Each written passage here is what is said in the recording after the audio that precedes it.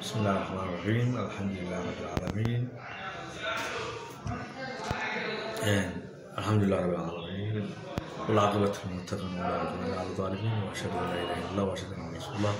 halkan waxaan kusoo gudbinayaa arrin yar oo ku saabsan caafimaad oo ah arrin ku saabsan xanuunka la yiraahdo baabasiirta. Baabasiirtu waa xanuun adag oo xaniiq oo dadka ku dhaca, waliba waxaa aad iyo aad u koosgareeya cuntooyinka adag ee dadku ay isticmaalayaan. ninka la yiraahdo Dr. Jamac wuxuu ku guuleystay inuu u helo dawo arrintaas uu ku xallinayo oo ah dawo lagu istijoonayo. dawadaasi waxa weeye qofkii uu isticmaalo si toos ah oo waqtigii la siiyay ku isticmaala wuxuu helayaa caafimaad aad iyo aad uga dareemayo jirkiisa, socodkiisa, cunadiisa, wixii kasta uu ka dareemayo, xataa raganimadiisu ay aad uga caawinayso ayuu helayaa ninkaasi. waxaan kaloo aad iyo aad uga xasuusinayaa dadka dadweynaha inay aad iyo aad ugu dadaalaan inay calooshooda markastaba jilciyaan si ay xanuunkaasi u ahaado mid ka maqan jirkiisa. dawadaasina aad iyo aad waxay uga caawinaysaa uguna habboon tahay inuu ku istijoodo. dawo dhibla maaha, dawo lagu istijoonayo waa dawo lagu istijoonayo.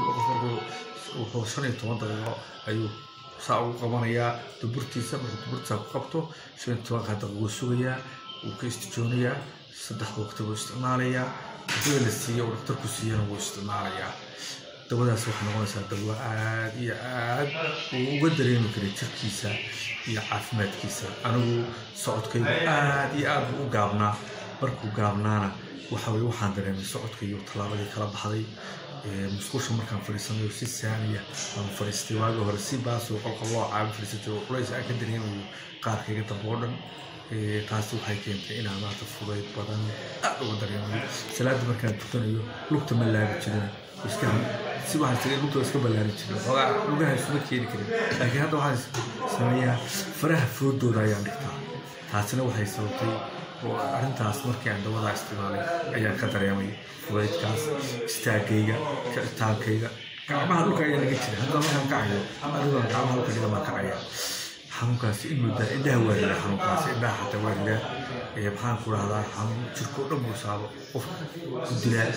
marka waxaan leeyahay dadweynaha dhegaysanaya maqlaya muuqaalka iga dhegaysanaya Dr. Jamac lambarkaas uu idiin soo gudbinaya inaad kala macaamisho xanuunka baabasiirku.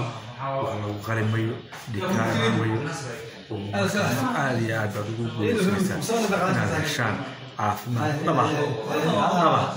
Dr. Jamac dawadaa uu keenay aan ku guulaysanay.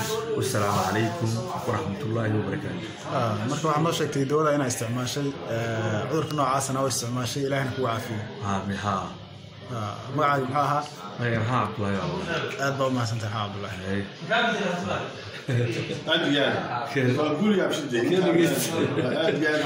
برنامج تنبؤ في حديث الغد لنا يقول شيء لا واسكري والسلام عليكم.